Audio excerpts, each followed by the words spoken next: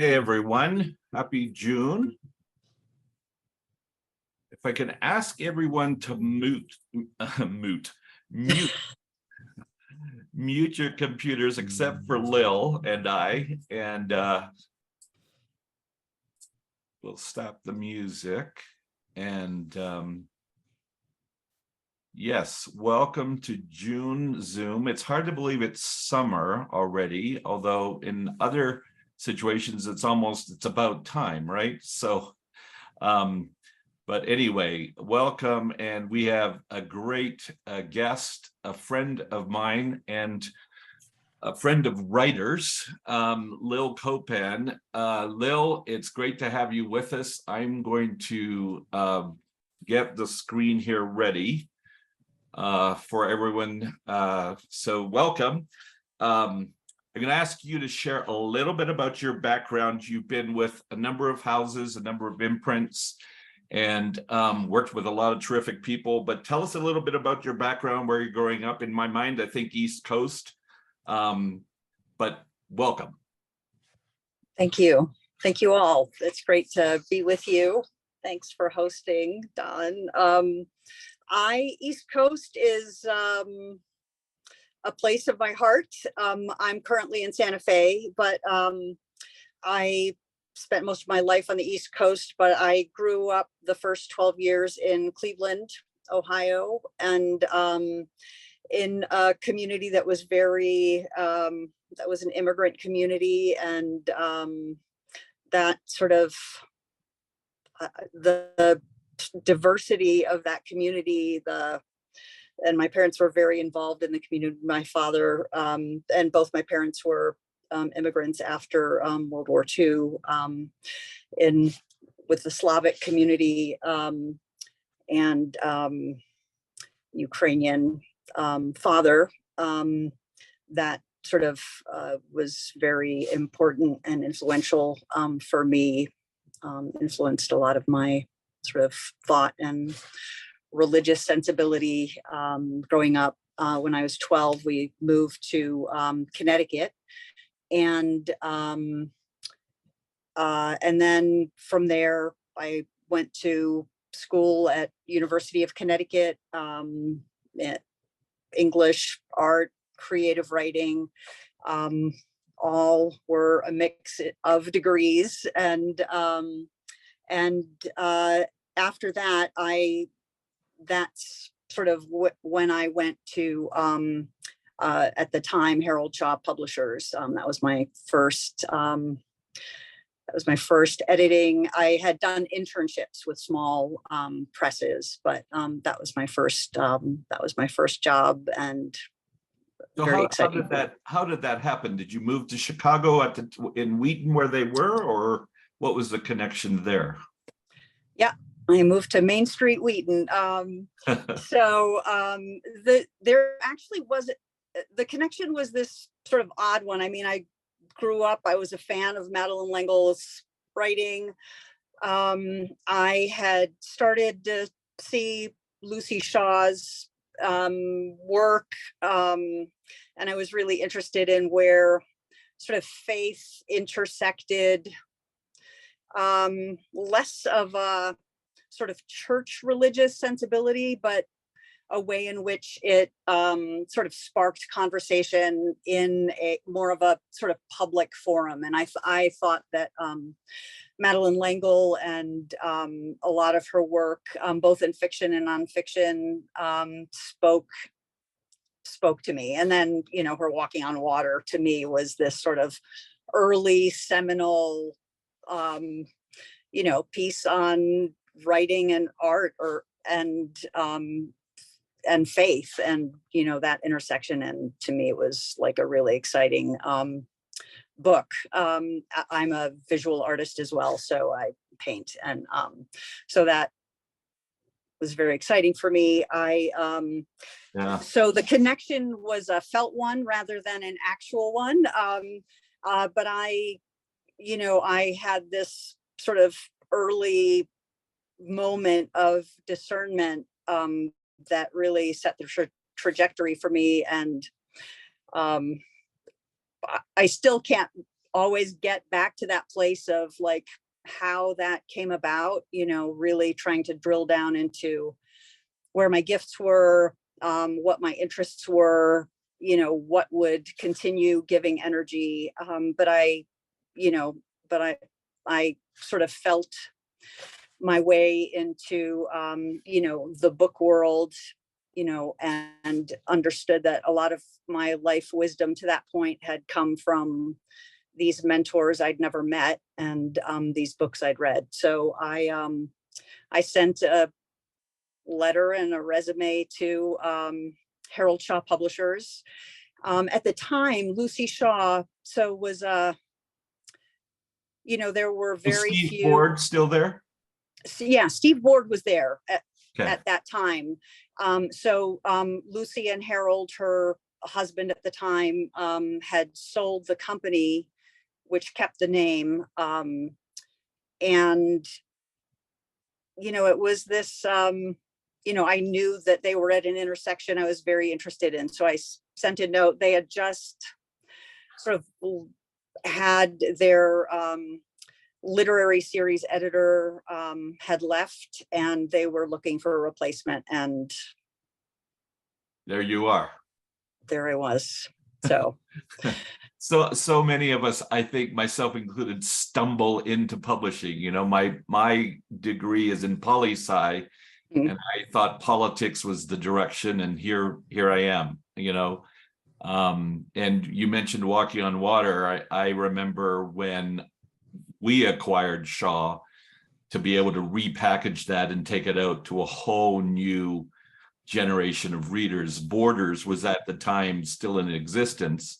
Mm-hmm. And the buyer there said, if you package Madeline's works in little library hardcovers with dust jackets, I'll buy 5,000 of each. That was, Penguins and Golden Calves, Bright Evening Star, all that collection. So beautiful contribution.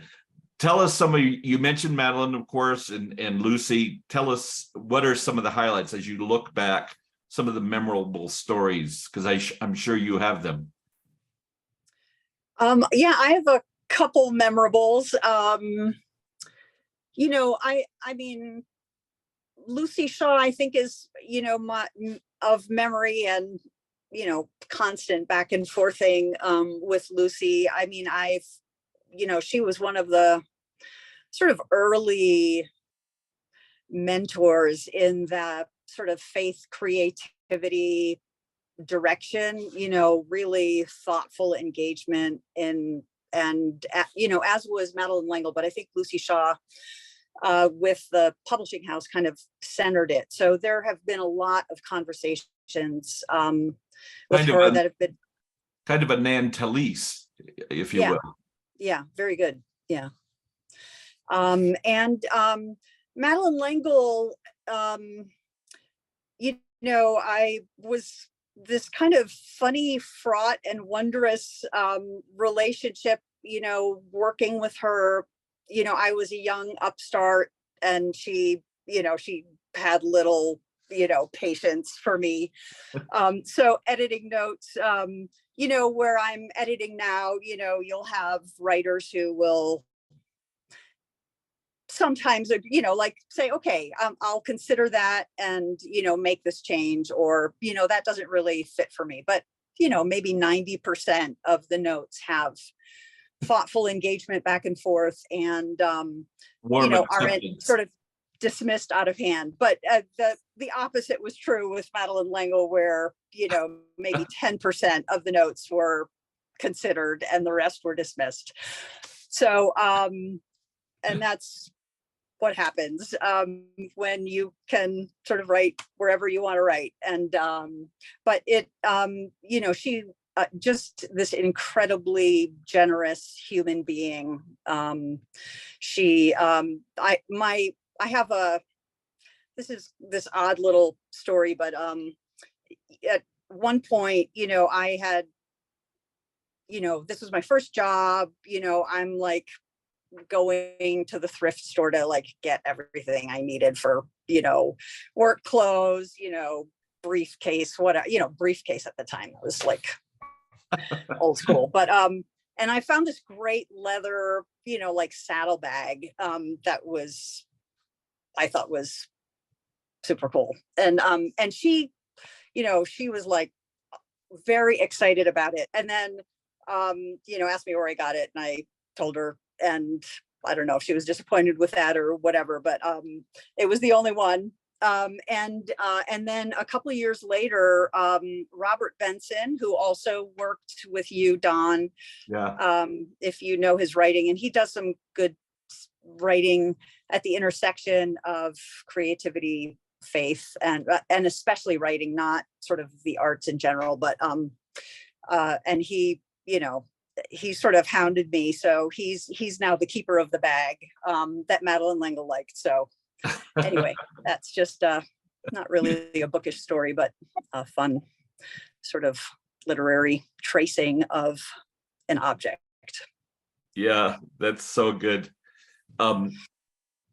Yeah, I mean, you look back on those years and, you look at, Madeline having the exposure and the cachet she did without even having presence on TikTok, and just also being able to write, not willy-nilly, but, whatever she wanted to write. Can you kind of reflect on your years in publishing, and what are one or two of the most noticeable changes you've observed as an editor of the industry? Yeah, I mean, I think that speaks to one sort of significant change, that speaking used to be sort of a center point for platform. But I think marketing in general, I think there was a lot of heavy lifting that publishers would do on behalf of authors who could claim the space to be writing, where a lot of the platform building was done by publishers in that sense, and by me, and publishers, publicity, reaching out to media. And that is an old school thing that, I think offered a lot of generativity for writers who were not sort of public sphere people in that sense. But, so much has changed in that sense. It's a real collaboration now, in which, publicity marketing will do a chunk, and there is an expectation on writers to have a platform, have social media engagement, or have a developed platform wherever it is. It may not be social media, it may be speaking, it may be workshops, it may be, other things. But there is this expectation that, there's co-lifting happening for promoting a book. Yeah. The other thing I think, in terms of changes, I think publishing, and I'd love your take on this, Don, and anybody else. Publishing is one of the last industries that hasn't really shaken and changed the way music did, with streaming. And it's a model that's really sort of old school and hasn't had real dynamic change to my thinking. In one way, that's a solid. In another way, it feels like time to move, people. And I think some of the micro publishing adaptations have at least thoughtfully tried to engage that sphere. But I'm sort of interested in what is happening and what is not happening in publishing. Yeah, it is a phenomenon, isn't it? It's I think it's very much I think a book is almost perceived as an artifact and almost a objet d'art, if you will. And so we can tinker with it, but we still come back to the book, right? I mean, I remember some time ago, certainly the ebook thing was going to revolutionize, and we could put film in it and do this and that. I mean, digital, I think, has kind of plateaued, and now I hear that audiobooks are overtaking sales of ebooks. So I think, I've had a variety of conversations with other publishers where they're talking about, yes, the book, but what else can we do with the book? And I still think at the end of the day, the book is still this beautiful piece, where, I know this sounds geeky, but when I get a book, I smell the paper, touch it, caress it. It's kind of obsessive sickness, but it is a reality. And I know you're laughing, but I know you guys do it too. So, but, there's some of us that like bright white paper, and others like a cream color, and some like more yellow. And, I wish they did it black on pink paper, perhaps, or whatever, but that would match my shirt. So I just think that it is, I think, my observation, I wish, Lil, this is not specific to you, it's all editors. I wish publishing houses would respond a little quicker to their email, but everything else can be sluggish, but not email. But yeah, I wonder if anyone else on the call, well, before we move on, because I want to have some Q&A, and some of you may be thinking some questions. I know Ariel has probably got 21, but there's a number of authors on this call, Lil, as you know, and I wonder if some are working on their fourth or fifth book, perhaps others are just starting out, trying to conceive, what do I want to write about? What kind of words of encouragement would you give to this group? I'm all in. To me, it's like the only game in town. That there's this rich work that you're doing that meets readers, hopefully where they are, or where they hope to be, or where they might imagine together with you. And that, I think that engagement is really an amazing thing, and it can be really difficult work. And as a writer myself and as an editor, I spent 10 years writing a novel, and find the encouragement where you can. I mean, for me, it was there was a lot of energy with writing groups that I was part of, and it offered a lot of encouragement, because there isn't always. And one of the things that I would say is, you can, I love aiming high. I also think the work is the work. It is good work to be doing.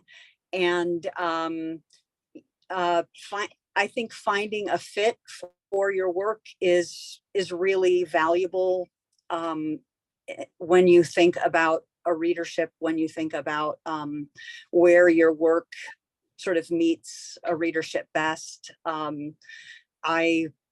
That has become, and I think literary agents, Don, you can speak to this, do this really well, that they do want to match that kind of readership, that kind of publisher with writers. And, publishing isn't the only thing, I think it's what a lot of us have aspired to.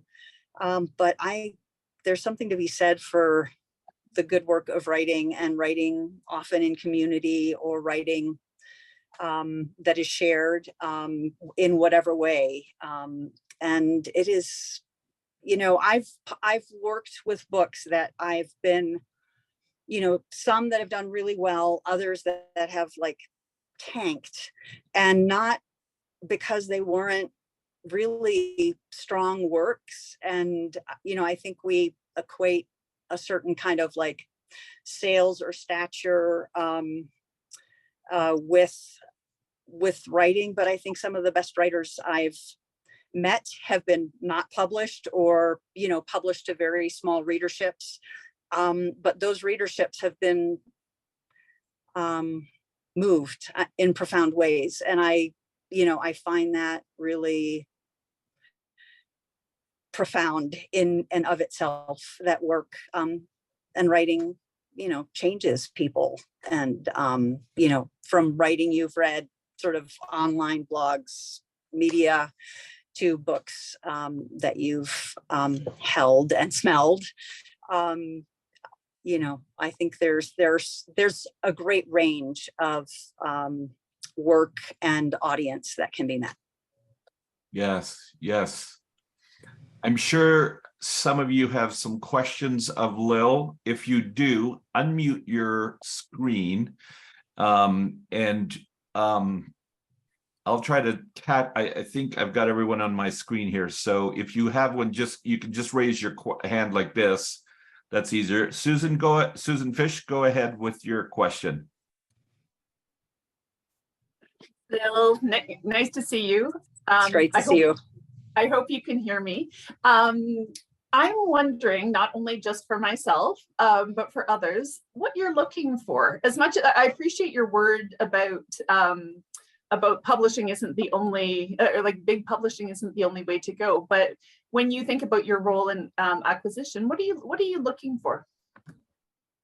Well, I think there are different things, for fiction, where I have freelance acquired and worked in acquisition of fiction, and then nonfiction. So I'll speak to both, and I do think it does relate to a certain publishing house. Like the big five are going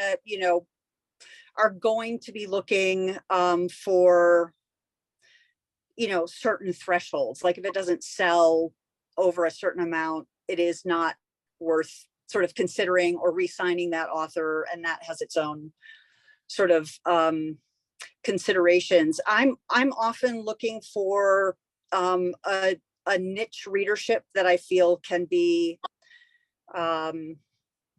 really understood and is large niche enough. If it's first, like, to fiction, if it's historical fiction, if there are different trends in fiction that it fits well into, that you can very clearly name sort of comparable books, and sort of names within a certain genre that are very solid. I think that helps. I think that helps fiction a lot.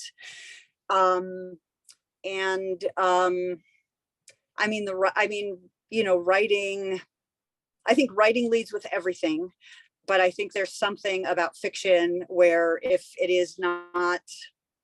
you're not sort of caught up into the vision, into, I don't know who, and somebody shout out who it is, who talks about, the sustained dream of a book in which you don't want to wake from the dream. Like it's its own world to enter, and you don't want to interrupt that dream unless, you're this sort of literary genius, and that interrupting the dream is part of the dream, the larger dream of a book.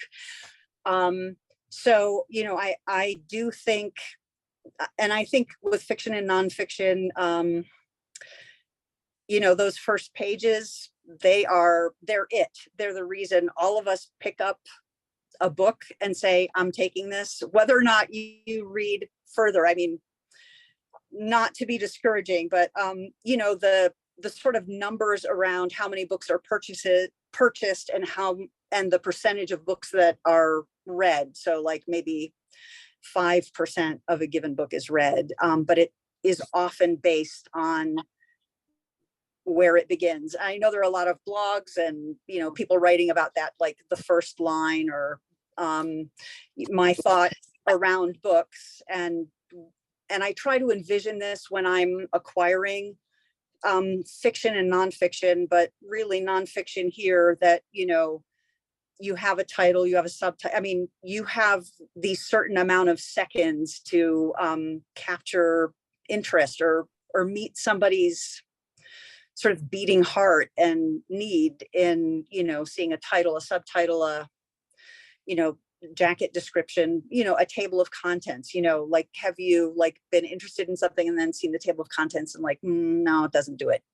You know, those sorts of things that each one sort of calls you further, and thinking especially about those early steps. To me, that's important. And I try to envision that importance in what I see, and how, you know, I can work with writers to kind of transform those things and, you know, work as a partnership there.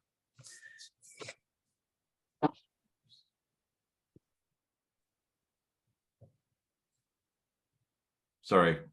Angie Moses found the quote. It's from John Gardner. So Angie, ding, ding, ding, ding, you. Bless you. I have referenced that so many times, and I am grateful to you. Anyone else with a question?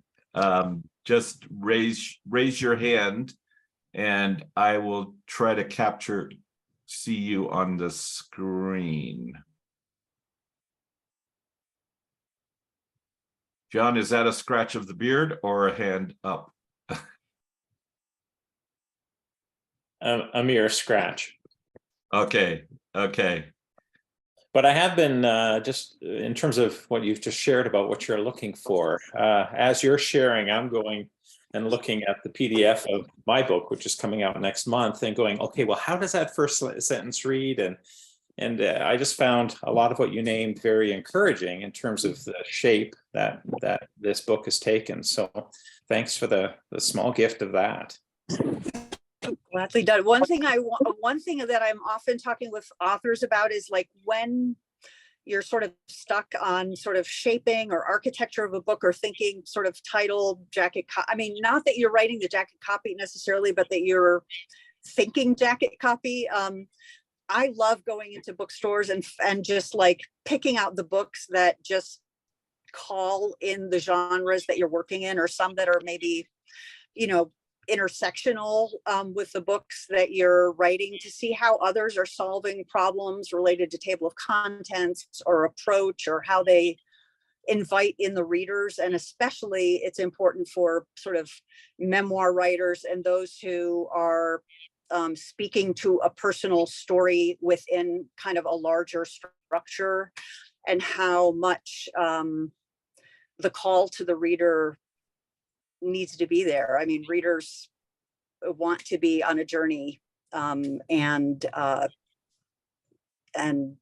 think that's really an important. I love sort of doing that. That helps sort of give me a sense of the landscape of what's out there, and how they are sort of, you know, meeting those readers.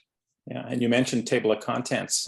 When my publisher first picked up the book and they sent me an email saying they were doing that, they mistakenly included the long string of conversation within the that publisher talking about the book. And the thing that grabbed them was the table of contents. They said, table of contents. So yes to that, right? A thoughtful, creative framing of that one element made the difference. Yeah, that's good. That's good.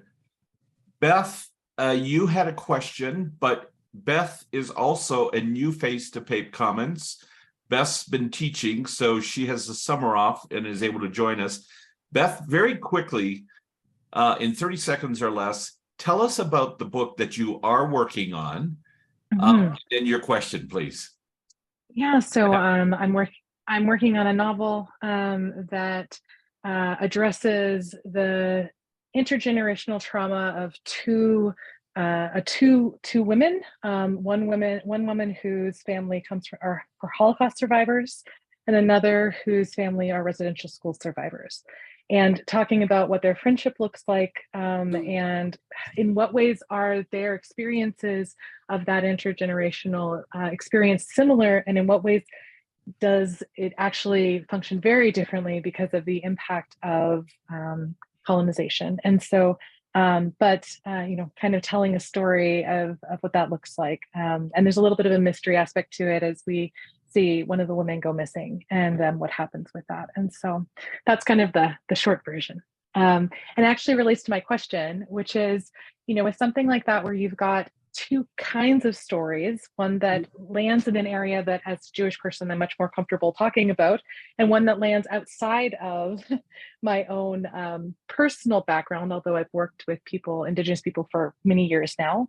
Are there ways when you're sharing a book with a publisher, when it seems like there's two really different pieces, how do you address something that has maybe more intersection in different directions? And is there a good way to present that would be helpful as an author? So I do think having somebody who is a sensitivity reader within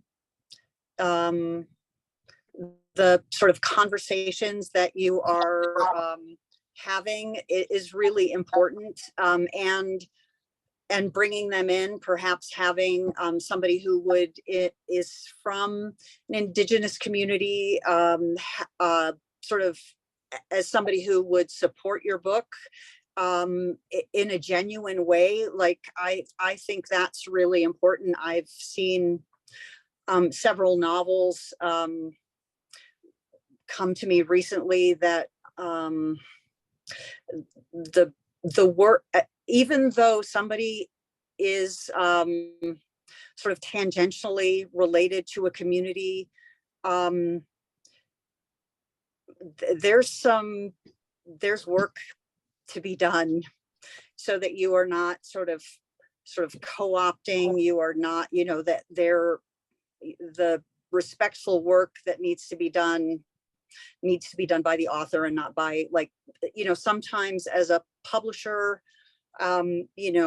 publishers I've worked with have hired a sensitivity reader in a certain space, an Indigenous reader, somebody reading with disabilities in mind, LGBTQ readers, readers of color, and I think it's hard, good work. And sometimes, I've seen people, this is not to discourage you, because I think, if you feel a book is important to do and you have the community support from communities you want to genuinely represent in a way that doesn't have any,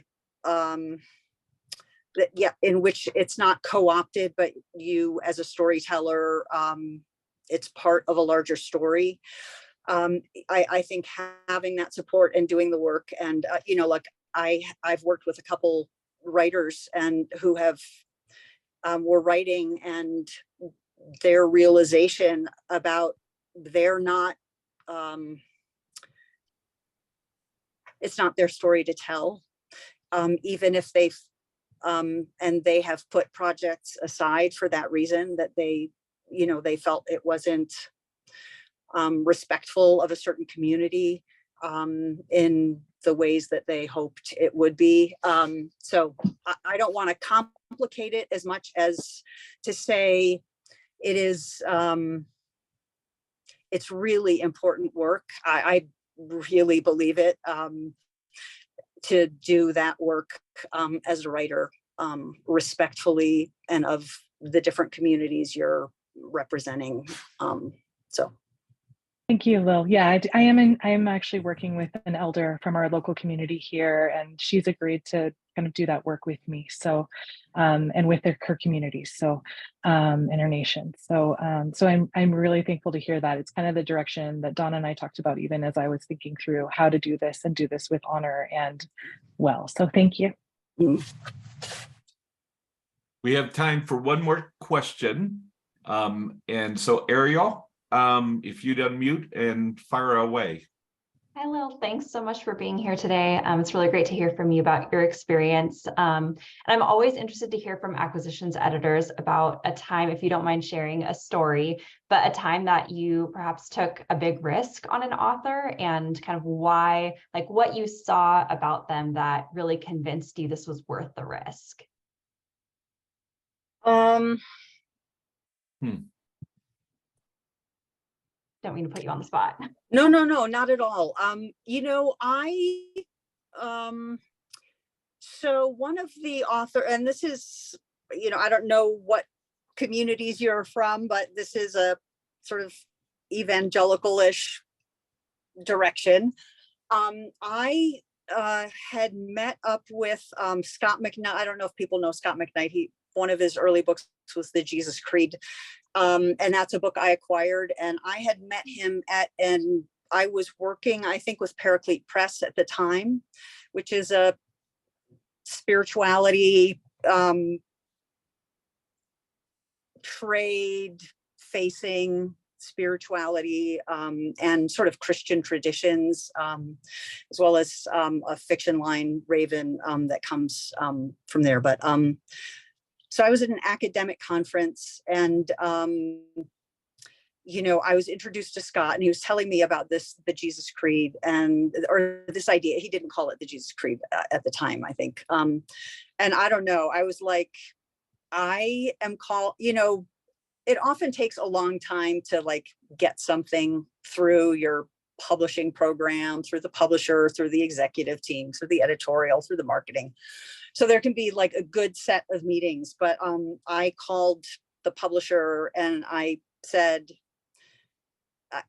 this person hasn't written before. He's written mostly for academic markets. I don't know if he can do it, but I think there's an idea here and I'd like to work with him and I think it can work. And I got the okay to put in an offer immediately and we were a go. And the book, you know, just did really well. And for him, there was a big, I think, learning curve from the sort of academic to the trade. But for him, I think there wasn't any going back once he realized a larger readership. He sort of understood after, you know, like working together what it looks like to really sort of consider the reader and what the reader needs in terms of content, narrative, like this sort of mix of what you need for a really dynamic book and making it practical and applicable and, you know, just kind of all came together and then he was off and running. That's really cool. Thanks. Mm-hmm. Do you see publishers still taking risks like that today? Do you think that editors still kind of have the autonomy to say like, hey, I just really love this idea. I just really want to do it? I think it depends on the publisher. I think it depends on the editor. I mean, it's a whole sort of mix of factors. I think marketing does pay attention to editors who are really excited about a project. I've seen some projects that are, you know, others are like, I don't know. And then it just like the editor carries the day, which sometimes is really a great thing. But I kind of want a whole team around a book when I'm acquiring because, you know, marketing, you want marketing enthusiasm. I mean, you want the enthusiasms all across the board, which is the best thing for any book, any author. From my perspective, you know, instead of like one person's vision shared with an author, that can feel maybe a little too singular. But I've seen it happen, you know, where somebody, you know, I'll be in editorial meetings or meetings with editing and marketing, looking at a book and, you know, marketing might say, you know, I'm not seeing it, but I really trust you as an editor to sort of pull that kind of direction out. And I'm hearing your vision. I will share it in the future as you develop it with the author. you know, go ahead, you know, let's go. So sometimes that happens. It's not standard, I would say, unless you have somebody who's really sort of singular at the helm of a line. You know, I'm thinking of somebody like Caitlin Beatty, you know, with Brazos, you know, like where one person's vision is the line and they can make those kind of singular decisions. Anyway, I hope that's helpful. Yeah. Awesome. Thank you so much. That's very true. I think as an editor, as a publisher, you're often working and hoping you have the discernment to know when to move ahead. I acquired Francis Chan years ago and remember sitting in a meeting where sales said he has really no recognition beyond California. Nobody buys any pastor from California in my territory. This is a stupid idea. He's writing about lukewarm Christians. Don, what are you thinking? And that was one where I just ignored him and kept plowing ahead and didn't remind him that we sold 150,000 in the first 6 months. But there's been other situations where I've been in a meeting and there was quite a lot of naysaying from sales and marketing and even finance. And I thought, this is not the hill to die on. It's going to be too much personal energy. I have to expend as well as my editor to convince and woo others. It's a great idea, but not for us, because I just knew beyond the editing process, we would have to be wooing our own team 24/7 to get the project, you know, out to the market. It's just not worth it. A quick question before it's 47, we've gone over time, but I have a quick question just to slide in here related to fiction from Jessie. She was asking, do you acquire or have you acquired fiction series? And if so, how does that play out? I have acquired books that have turned into series, and I have acquired books that I have the hope that will turn into series. You know, like I hold that potential sort of always. But I've seen several, you know, I've acquired and seen several series that just haven't sort of like pulled forth in the way that I've hoped. So I've tended more toward sort of book by book, and you know, if you can sort of get at the 2 to 3 and then sort of officially, you know, declare your series. I'd rather retro a series than build something that doesn't build.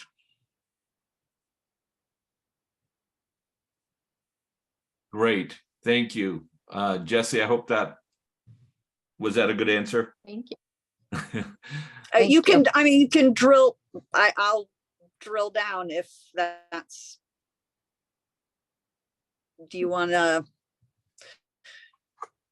I don't know. Go ahead if you have. You want to well, drill down or no?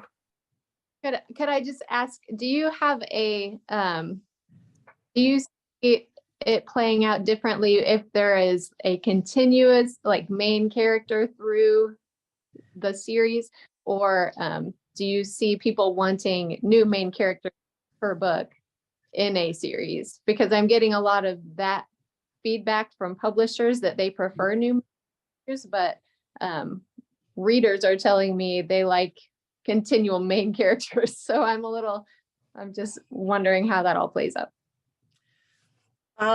Yeah, I'm a mixed bag on that. Like I've liked tangential characters that are recognizable that can sort of become main, you know, and not to like over reference Madeline and Langle because, you know, but you know, there's a way in which characters are coming through novels. And there's like there's a sort of family map of, you know, of books in which you can sort of like trace the characters and the trajectory, and they sort of make sense for dedicated readers. even if they work on their own. I think there are different ways to do that. And I mean, to me, I think writers hear from readers more than publishers hear from readers. I mean, you get reviews, but I think the sort of conversations and interviews and reader exchange often happens at the, writer-reader level. And I think listening to readers makes good sense. All right. Thank you so much. Yeah. Thank you, Lil, for joining us today. It's been great to have all of you on board. And we look forward to some fun. The next two are going to be different. The next one in, what is this, July, Meredith is going to be kind of hosting a section based Pape Commons Zoom on the topic of worthiness. And then in August, we're going to be looking at this book, How to Do Nothing, and Susan Fish is facilitating that discussion. We'll have two opportunities to join, so I'm going to ask you, you'll get a reminder about this, to join either in the morning or evening hour session to facilitate more people be able to join in. So we'll have more information on that. And yes, thank you all for being here today, and have a good rest of your day. Bye now.